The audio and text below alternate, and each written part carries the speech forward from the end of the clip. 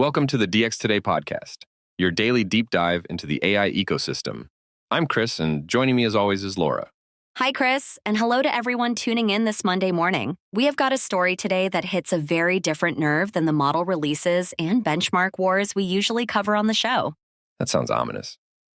We have spent the last 2 weeks talking about giant context windows, trillion parameter retrains, and Pentagon contracts, but you are hinting at something more visceral than benchmark tables today. Exactly that. We are going to talk about Snap, the company behind Snapchat, and the announcement they made on April 15th of 2026 that has the entire consumer tech industry watching very carefully. Right, the Snap layoffs. Walk me through the headline numbers slowly, because I think people see the words tech layoffs and tune out, but the framing here is what makes this story genuinely different. Snap announced they are eliminating roughly 1,000 employees, which is 16% of their full-time workforce. They are also closing more than 300 currently open roles on top of that headcount cut. 16% in one swing is a very big chunk of any company. But the part everyone is fixated on is the very specific language CEO Evan Spiegel used in his letter to staff that day. He called it a crucible moment, which is a deliberately heavy phrase.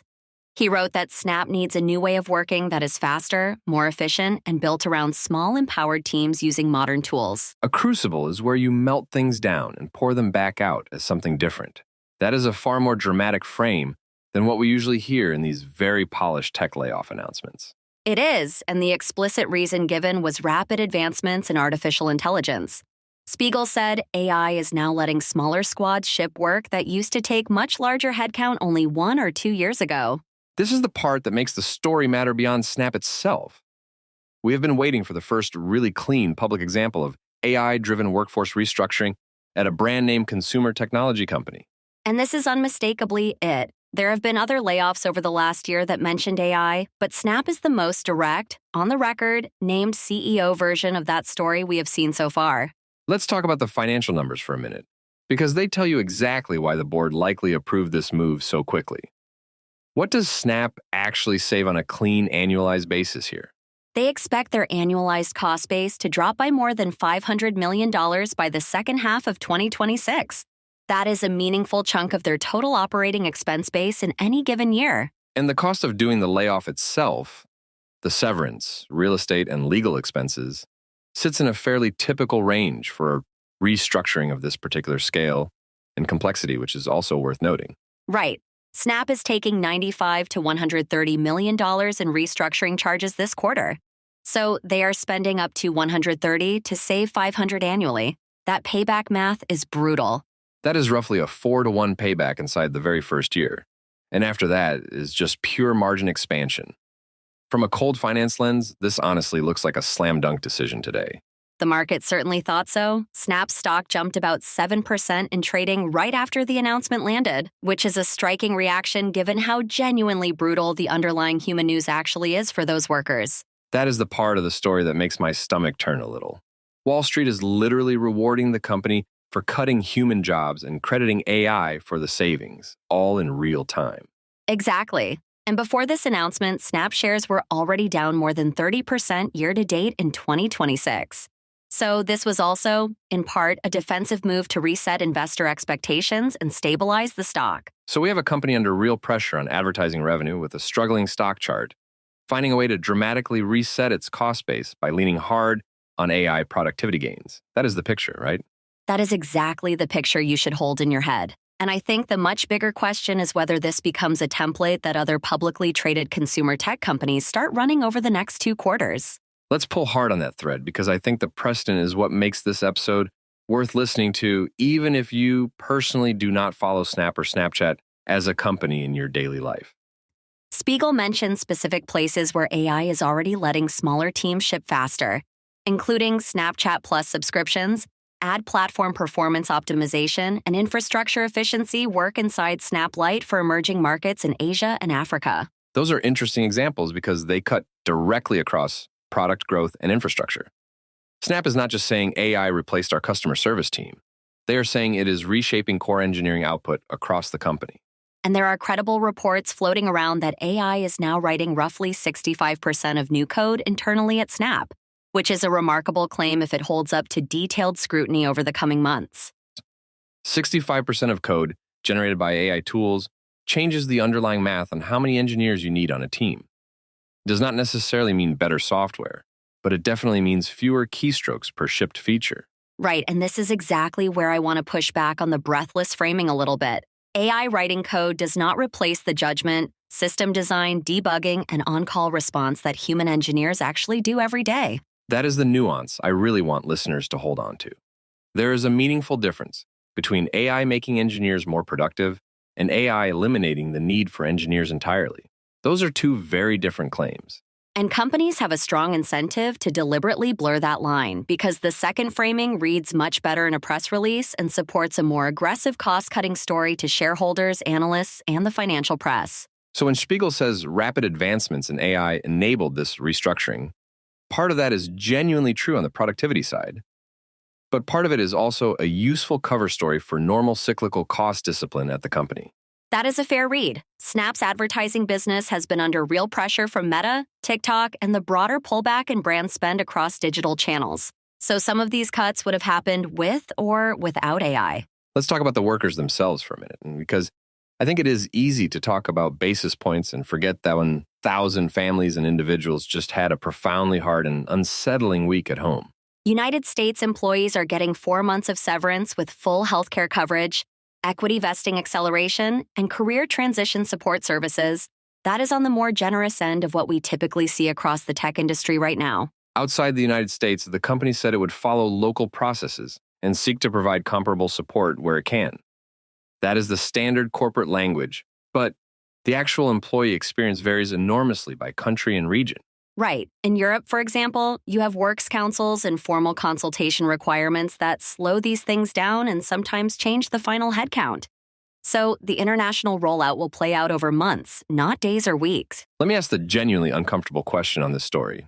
Is it ethically defensible for a CEO to call a layoff a Crucible moment and credit AI on the very same day the stock pops 7% in trading?